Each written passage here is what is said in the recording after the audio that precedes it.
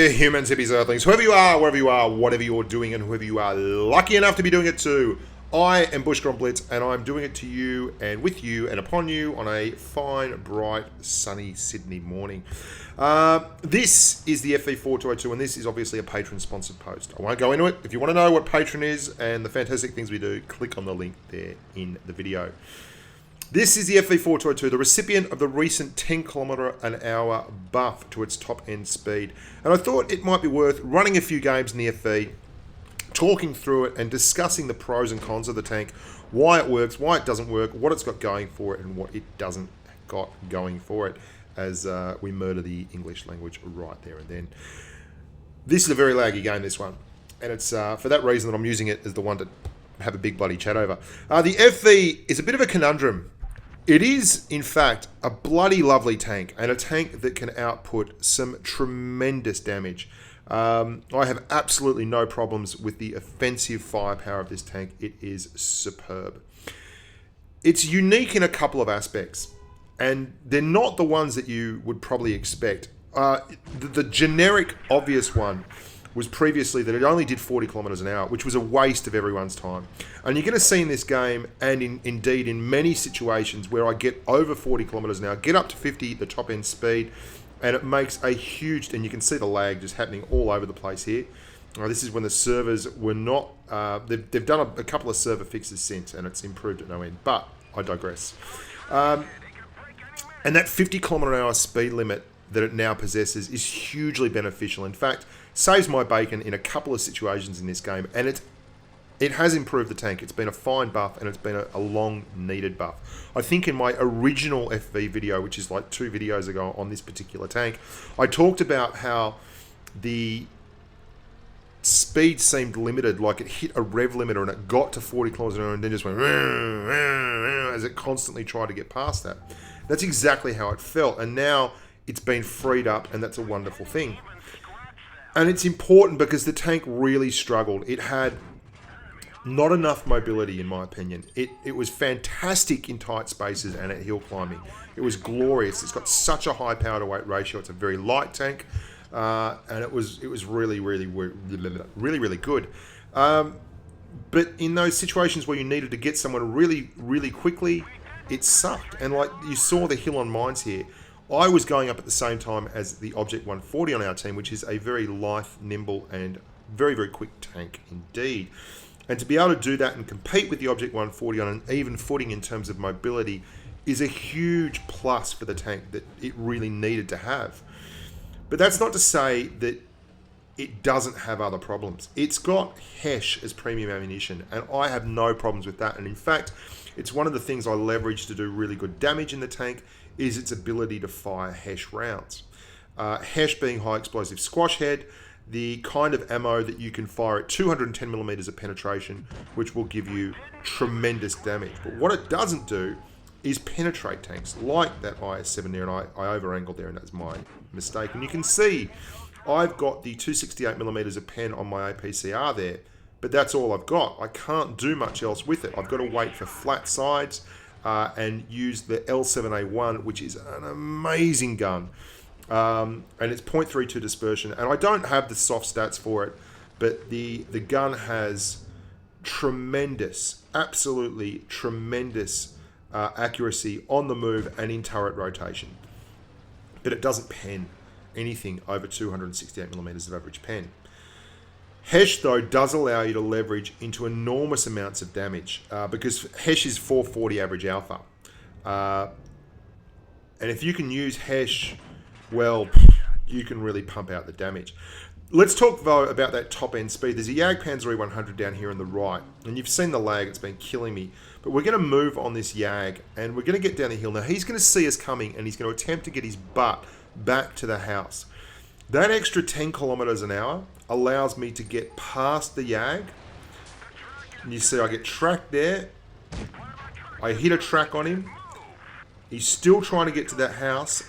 That extra bit of speed lets me comfortably get past the Jag and then make sure, you see how close I am to not being in the right position. But it's that extra bit of speed that allows me to get to the house and not die, and actually use HESH You can see 535 roll there. That's a high hash roll. But for all that, it's not abnormal to get in excess of 500 on a roll. And 458, that is another big roll of damage. And that's the reason why this tank, and you can see the lag there, it's insane, is very, very, very good offensively. In PC, they changed this tank to the Action X. Now, the Action X is the Tier 10 variant of the British line in PC now, and they made the FV4202 a premium tank. And you can see I'm struggling around with lag. It's all well and good. And it's a great tank, and I wish they'd do it in Blitz. The big issue this tank has, and most of you will know this if you've played for any great period of time, is that it has no turret armour. The big issue it also has is that it has the best upper glacis going. That Object 140 there is a very, very tough nut. It has an upper glacis that is 100 millimeters. Doesn't sound like a lot. And the upper glacis on the FV4202 is 121 millimeters of pure physical armor. However, the Object has 100 millimeters of armor angled at 65 degrees, which give you an effective armor rating of 202 millimeters, which means that when someone's shooting at you, if you angle your tank in an Object 140, you can get that up to 250, 280, auto bounce areas as well. The FV's problem is that the upper glacis is so bloody strong you can't buff the turret. The FV has 121 millimeters, so it's 21 more millimeters of pure physical armor than the Object 140, which is a superbly tough Tier X medium. But where the Object 140 has a 65 degree slope on its upper glacis, the FV has a 70 degree slope, giving you a flat base armor angle of 281 millimeters on your upper slope. And you're going to see in a game later on where an IS-3 is firing at my upper plate, and I realise he's firing at my upper plate and my lower plate and trying to pen it, and not my turret, which is my huge big weak point, and I just let him do that, and he bounces every shot. So the turret is made of paper mache.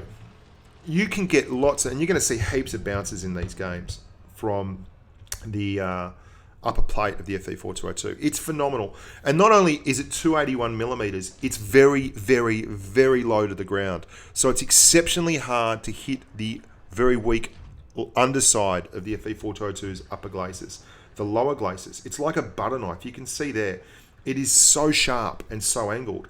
And it doesn't just get to an extreme armor rating. Like you can get up to 330, 340, and then with a little bit of twisting and turning and angling, it becomes just simply an auto bounce zone. Anyone that touches it, doesn't matter what caliber they're going to be firing. There's no caliber big enough in the game to overmatch it at present. It just bounces. It just simply bounces. You can angle it at such a rate that it bounces. So this is where wargaming is in real trouble, because they don't seem to want to change it to the Action X. They're not keen on giving away any tanks. But you can't buff the turret on this thing because the gun is incredible. The gun is a .32 accuracy, high pen with hesh. You can leverage it into huge amounts of damage. I mean, you saw that last draw was just under 5k. And I have no problems in this tank doing 4 5k games all the time. It's really, really good. And I sucked when I first played it, but I've figured it out now. And you play it, the way I play it is like a leopard. Really like a leopard. And it's even more like that now. You've got an amazing gun. You've got 10 degrees of gun depression. You've got a tank now that'll do 50 kilometers an hour and can climb hills like a light. It's really, really strong. It's got this incredible upper glacis. It's like a leopard, but with armor. Doesn't have the camo of a leopard, but it's not far off. It doesn't have the top end speed of a leopard, but again, it's not far off. It's like a little mini leopard. So I'm very wary with it. I snipe with it, and I'll brawl with it because it's quick enough and it's got enough traverse to do all those things. So you've got this tank now that is very, very close to being overpowered. If you put a very strong turret, or indeed, and I'm telling this waffle no, Because I've been shooting a Jagdpanzer 100 and a waffle tractor there, and he just wouldn't listen. He just went straight around the corner. Very frustrating to have to deal with these kind of humans. Surely we can get someone who can do better than this. And so you've got this tank that's quite close to overpowered in various parts of its gameplay. It's got the upper glacis is phenomenal. You need to go and have a look at Armour Inspector on it. It is really phenomenal. And the gun, as you can see, it performs like a champion. The mobility is wonderful. Gun depression, all these kind of things. Interesting fact, you've got 0 degrees of gun depression over the back. Don't try and shoot over the back of an FV4202. It's the same as firing over the back of a Leopard PTA. You just can't do it. You're wasting your time. Have a slug of my coffee as I keep on rolling. So what can it do really well? Well, it can fire. It can hit shots like that. It can use Hesh, and I should have been using Hesh on that waffle tractor, but it doesn't really affect the outcome too much at the end. It can do all kinds of things, and you can see where I get a little bit salty in this game at the very end. I say camp harder, which is not fair, come to think of it, because it's not really the fault of the Red Boys. I've just been super aggressive, and I've seen an opportunity, and I've raced around here, and I've started smacking them, and they've turned to it. Now, they could have kept pushing through. They would have found a couple of other tanks down the end, and they're doing very well, to be honest. It's just that I've been very, very aggressive, and the FV is a brilliant tank for this. It's quick enough. It's got a very nice view range. I mean, that's another one of the things. It's got top shelf view range. It's better than the Russian meds. It's got so many good things going for it. And I honestly think that now I'm happy just to have the FV instead of the Action X. The Action X would be fun to have, but I wouldn't like to lose this tank. It's different. And we have enough tanks that are Russian and that have very, very similar play styles already. I mean, the 54, the Object 140, the T62A, the lightweight 54, the Type 59, the T54, T44. And you can see this gun is absolutely phenomenal. It works a treat. We've been hitting targets here the whole time. Look at the gun depression. I mean, we're getting shots here without any struggles whatsoever. Look at the turret move, the chassis move. It's like a snake up close. It's just absolutely glorious. And you can see Rich is over there. He's got 3 tanks on him. He's in an Object 140. He's killed one of them. We're going to go over and we're going to put a shot in the E100 as we go past. There you go. Look at me. Great gun. So reliable. Such a quick shot too. Such good dispersion. And you're going to see this upper plate here. We're going to shove it up there. And we're going to use it. And we're going to get some bounces on it. Because it is literally, look at the angle on it. We're bouncing massive pen guns here. Putting shots in. And still getting bounces. And we get very lucky there. I think that came off part of a turret. It's a great tank. Salty moment coming in when we get the draw, but it's not really the Reds' fault. I take it back, Reds. You didn't do the wrong thing. I actually was in a very, very aggressive position, and there was just not much to do. And here comes that 103. He camped up a little bit, but we kill him anyway. And that's the end of the game. Yeah, I take it all back. Camp Harper. Camp Harper. Camp Harper, everyone. 4.5k again. Just, my God. This is a draw magnet, though. And one of the reasons I think it is a draw magnet is that you have to play it a little bit more aggressively than I play it to really make sure you don't end up in these situations where you have draws. But for all that, there's that upper glacis again. I'm telling you right now, if you can hide the turret and just draw shots, it's a great tank, but you've got to be very careful with it. And I should have been firing Hesh. You should always be firing premium Hesh. Back to my point about the actual not wanting to see the Action X. I mean, it'd be great, and it's always good to get a new tank. But we have the Cent 7-1, and that's exactly the kind of tank you're talking about with the Action X. And you can see firing some Hesh into that Grill 15 there. This is a different kind of tank, and I like it for that. It's an interesting tank. It's a challenging tank. Like the Leopard 1, it's not an easy tank to make the most of. And like the Leopard 1, it can be very, very unforgiving. And it's really also, man, you don't want to see IS-7s. I'm telling you right now, they are the bane of your existence. When your average pen is 268 and their average armour is a lot more than that, all bloody over with spaced and tracks and stuff like that, you don't want to be dealing with IS-7s on any kind of basis. Here you go, we smack the side of that leopard 1, and here we go with a bit of a run on the grill. There's the big grill stuff. We've gone to Hesh, but he's not available, so we pop out here. We're going to put some Hesh into the IS-3. There we go, and that was crap. Bad use of Hesh. Should never be using Hesh on a tank that has such spaced armor as an IS-3 and tracks in close proximity, because you'll just end up hitting the module.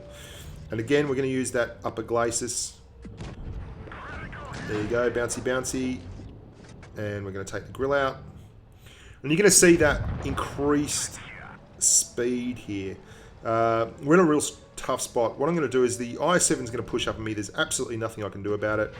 I'm just going to bounce shots from this IS-3 off the upper glacis. Take a hit from the IS-7. That's all you can do. Kill the IS-3. The Yag's going to push on me. I can see that. So I'm going to kill the IS-3 and use the carcass as a little bit of cover between me and the Yag, and then accelerate past him, put a shot in him as I go past. And this is where that couple of extra kilometers an hour really, really picks up. You can see we get up to 41, 42, and we're keeping the cover between us, and we then pull back around. Now, that's a really solid move, and I'm very happy with that. And the FV can do that because it's so quick. It is really quick. It's got great speed off the mark, and it has a whole lot going for it. Rich has done the right thing. He goes to the other side. I make a massive error here. I'll put my hand up. Massive error. I push too hard when I don't have the hit points to push. I am a one-shot for that Yag Panzer E100, and I overextend in my wish to get a kill. Basically, it's really poor play. I should have switched to APCR, but here is the error. There was no need. I bounced a shot there, right? They've both fired. This is an easy shot. Pull back. Pull the hell back. There is no need for me to be sitting up there.